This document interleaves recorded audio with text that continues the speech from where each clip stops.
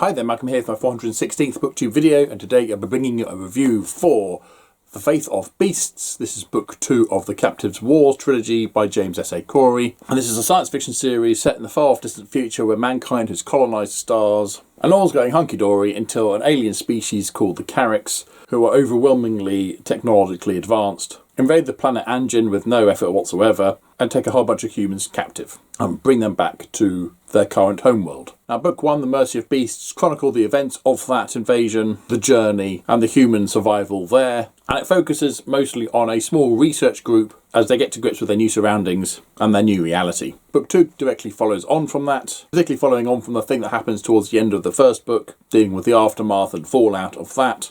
And in this one, we follow several survivors of the first book as they are spread out across the galaxy. Some remain on the Carricks world, where much of the main theme is bringing about the next generation of captive humans and setting up a means of instilling in them a revolutionary mindset. Where we also deal with the various machinations of the Swarm, a mysterious character from the first book, who generally has fatal consequences for a number of our starting group. One is sent along with a contingent to a planet that's recently taken from the Carricks' enemy to investigate, find out what's going on there, and we follow her adventures there. Another one is sent to investigate a abandoned flagship of the enemy that has been left undetonated and is sent to the ship with another contingent to go and explore why it didn't explode and try and find out the identity of the Carricks' enemy. And of course there are a few surprises, red herrings and things scattered throughout the various adventures. Yeah, I really enjoyed it. It had a very different feel to the first book. The humans are more or less settled into their new role in the galaxy.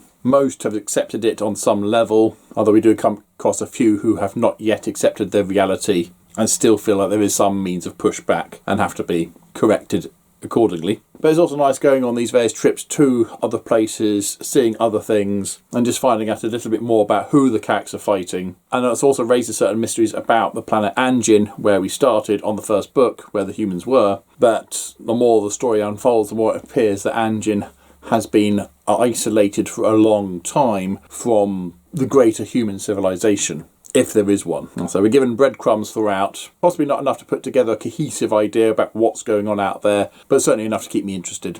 Unlike with the first book, this doesn't really lead up to a main thing at the end of the story, and there is a thing that happens, and we find out a little bit of the result of that, but we're just left with more questions and answers. And this being only a trilogy, I'm really wondering how we're going to wrap up everything in the third book, as and when that turns up. I think it's like 2 years since the first book, so that's not going to happen anytime soon. This has just come out. And like with many of these stories where you have a focus group of characters that you follow, you're advised not to have a favourite because chances are they're not going to survive. They're not afraid to bump off characters, sometimes even randomly. Worth buying. So if you read The Faith of Beasts or The Mercy of God, what did you think of it? On a period of time where we seem to be beset by either standalone or massive series, what's your favourite science fiction trilogy? Comment down below please, but as usual, if you have nothing nice to say then please keep it to yourself. Thank you. Don't forget to like, subscribe and other YouTube things. If you want, until next time, see you later.